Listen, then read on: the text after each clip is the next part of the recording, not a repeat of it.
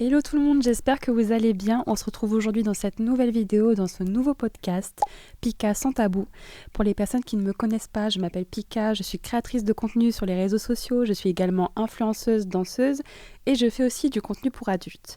Si tu ne connais pas ce podcast, ici il n'y a pas de tabou, pas de jugement. En clair, c'est une safe place. Aujourd'hui, j'ai l'immense honneur d'avoir avec moi Toton. Salut, déjà merci de me recevoir. Merci à toi d'être venu.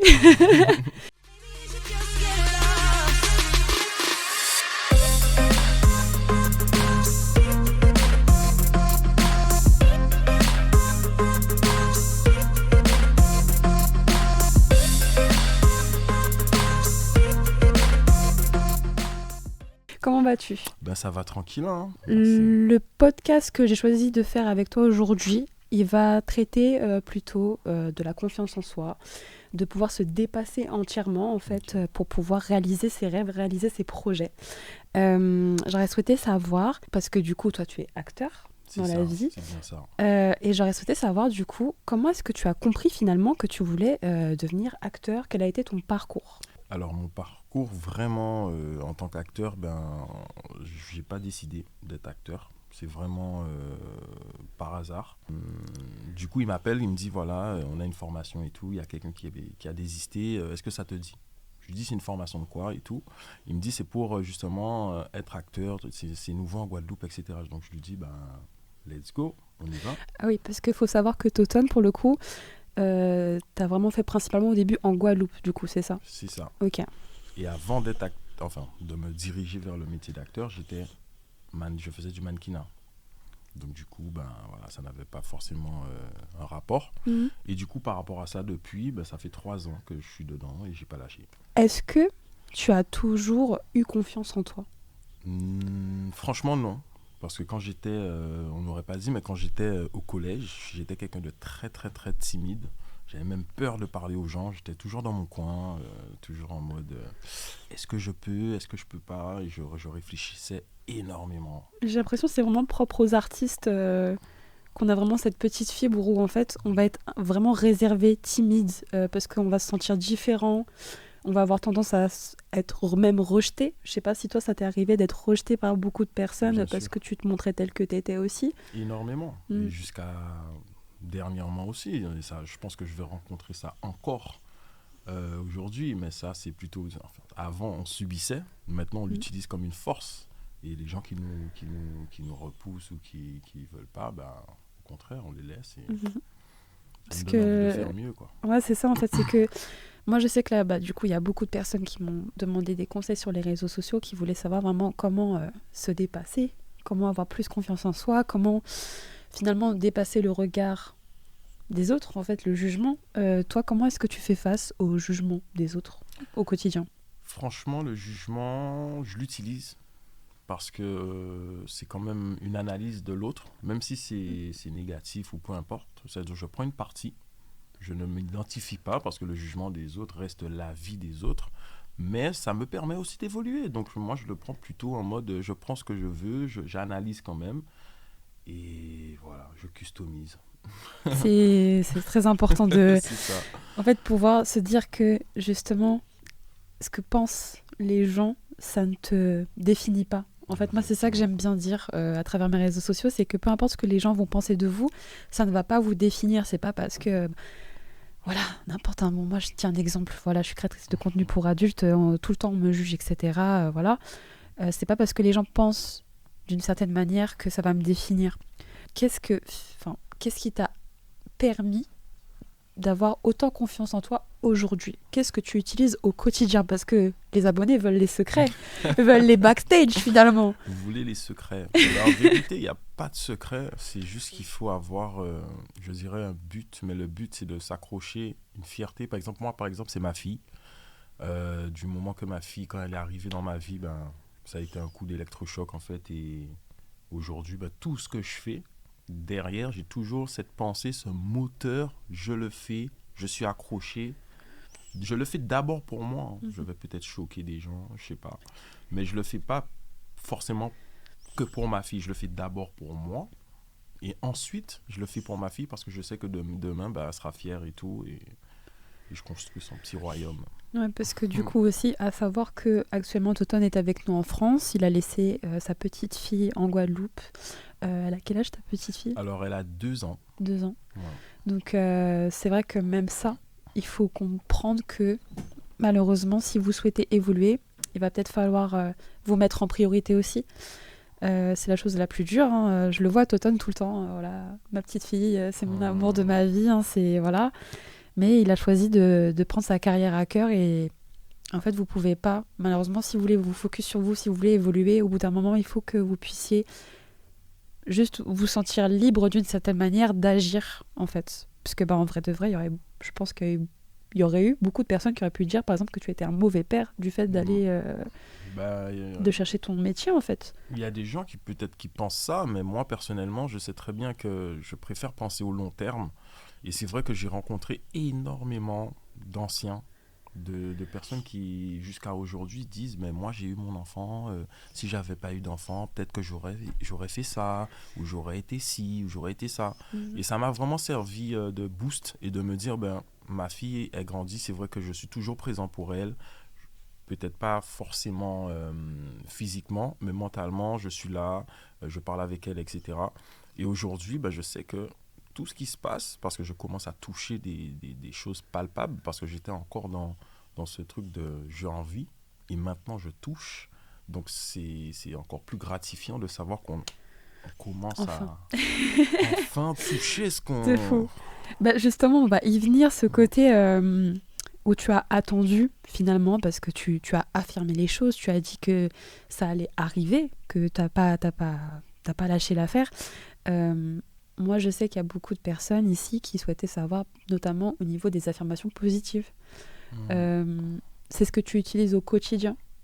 On va dire que c'est tous les jours, chaque seconde, même quand je parle pas dans ma tête, etc. Je peux être avec des potes, mais je vais toujours avoir un moment où je vais revenir à moi, même si c'est 5 minutes, boum, je pars. Même si je suis là physiquement, mais je m'évade et je dis, ok, je me regarde, je sais que je suis présent dans la pièce, etc. Et je reviens dans la fête. Et c'est quelque chose que j'ai appris. C'était très compliqué au début, parce que on connaît pas, on se dit, mais on est fou, on parle tout seul, etc. Mais en fin de compte, le cerveau humain, il est simple.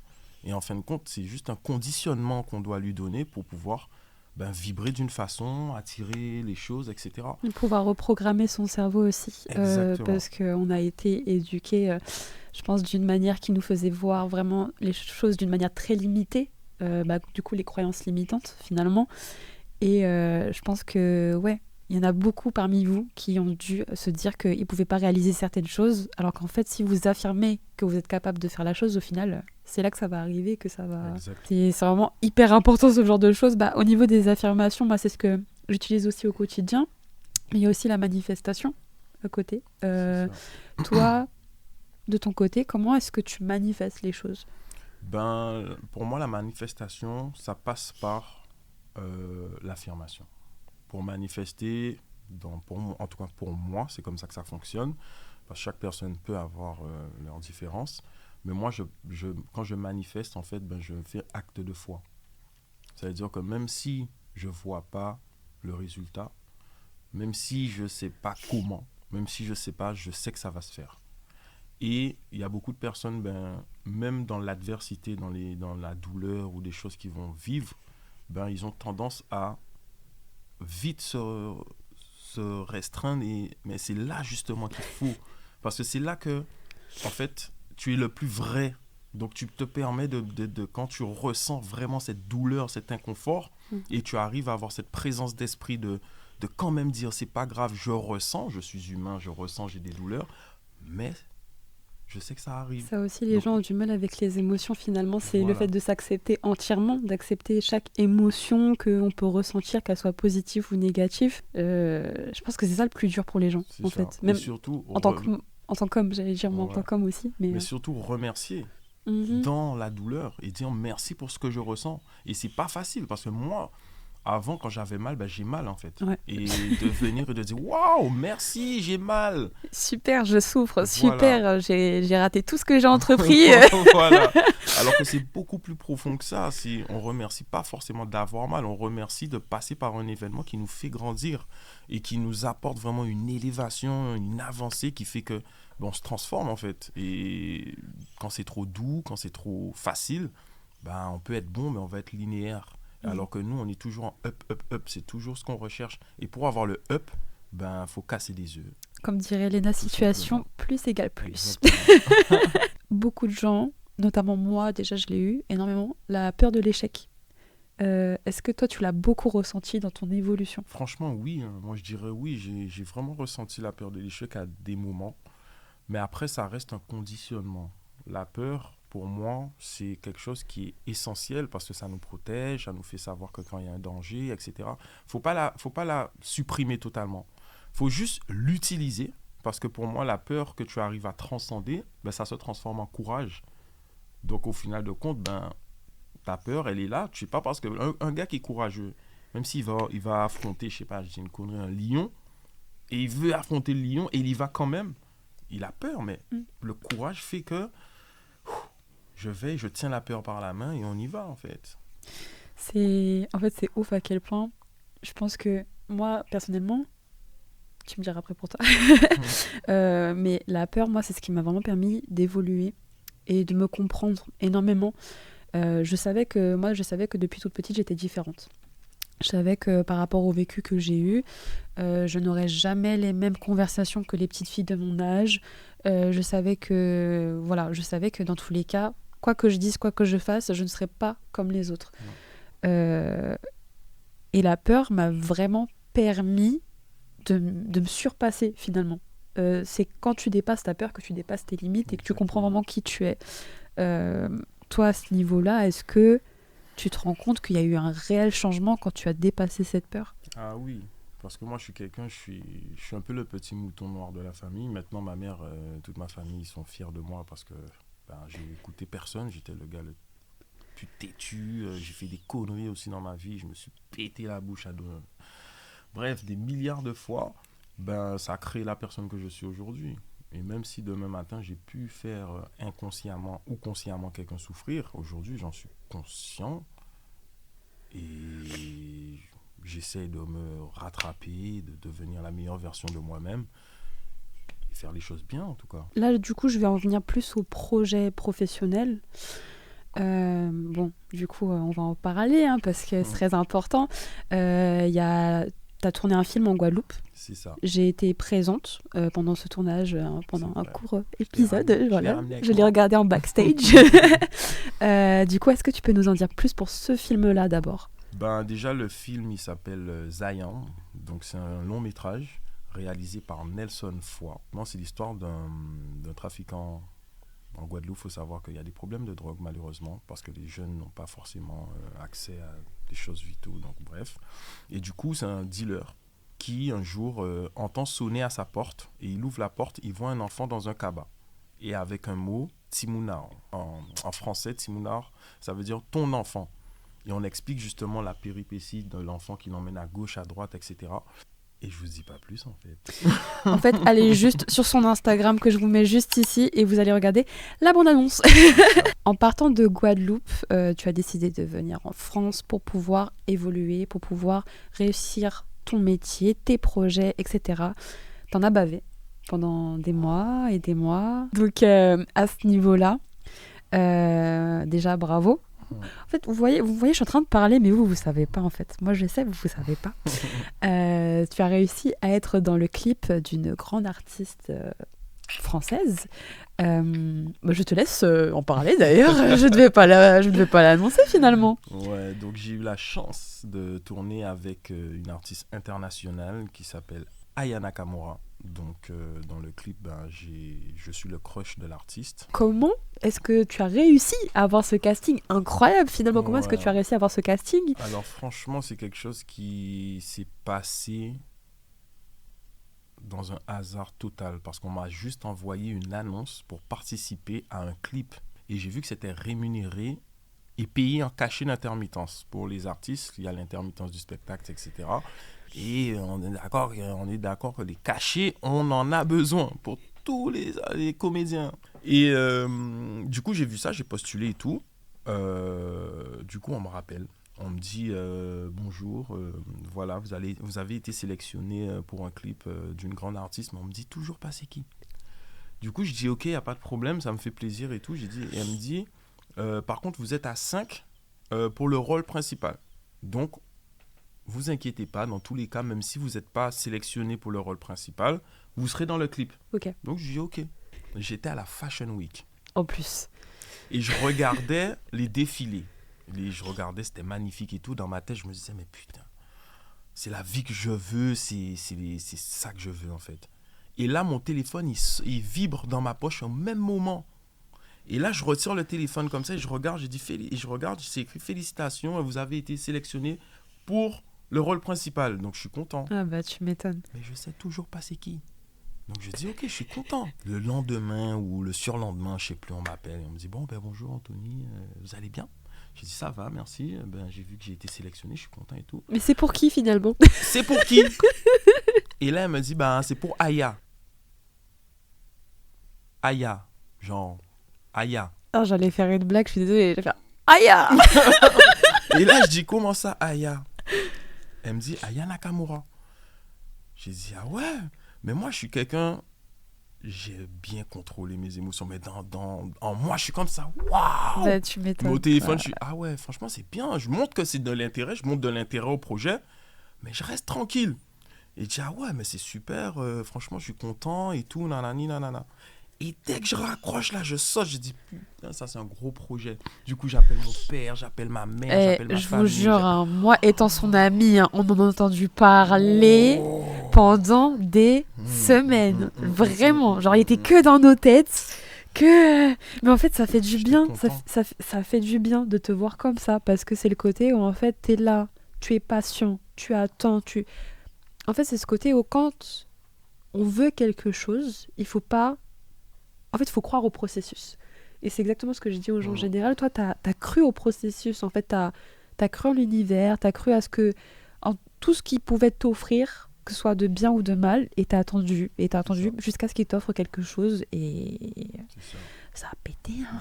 C'est ça. Et si je peux rajouter un truc, c'est qu'il y a une devise, enfin une phrase que j'utilise tout le temps dans ma vie maintenant, c'est tout, mais absolument tout est parfait.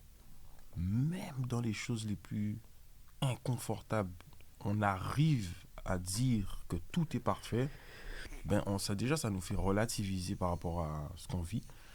Et si tu te mets dans une optique où c'est pour quelque chose, c'est forcément pour quelque chose que je vis, ça c'est quelque chose qui fait que, et tu arrives à te rattacher avec ça, mais au final de compte, tu peux ressentir les émotions, mais tu arrives à relativiser et lâcher prise plus rapidement. Et c'est ça qui a fait que j'ai tenu, mais j'ai vécu des trucs. On va pas parler de ça là, mais j'ai Mais vécu des trucs. c'est exactement ça. Je pense qu'à partir du moment où tu es dans la spiritualité, t'as une déconnexion de certaines choses et d'un autre côté, t'es obligé de te dire que ça va aller. T'es obligé de te dire que dans tous les cas, ce que tu vis, c'est une expérience et tu peux pas t'arrêter de vivre juste parce que t'es au plus bas en fait. Enfin, je sais pas comment expliquer, mais c'est quelque chose que vous ressentez. En fait, je sais pas comment vous expliquer à quel point moi je sais que depuis que je réalise mes projets, tellement ça me tient à cœur, je sais que je galère. Je sais que je teste plein de trucs et ça c'est l'un des trucs les plus incroyables aussi, c'est pouvoir tester des choses. Il y a plein de gens à l'heure actuelle, ils auraient aimé pouvoir tester tout ce que j'ai testé.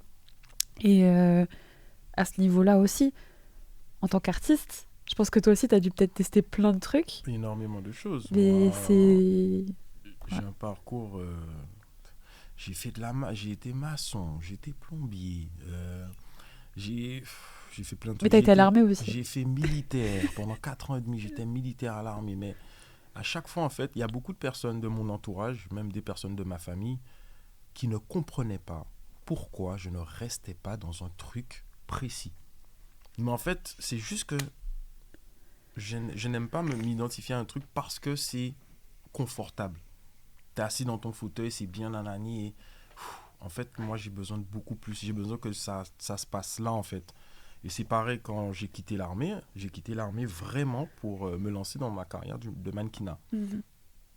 Tout le monde me disait que c'était bizarre, reste à l'armée, c'est une sécurité, etc. Et le pire, c'est que je partais pour me lancer dans ma carrière de mannequinat, mais en Guadeloupe.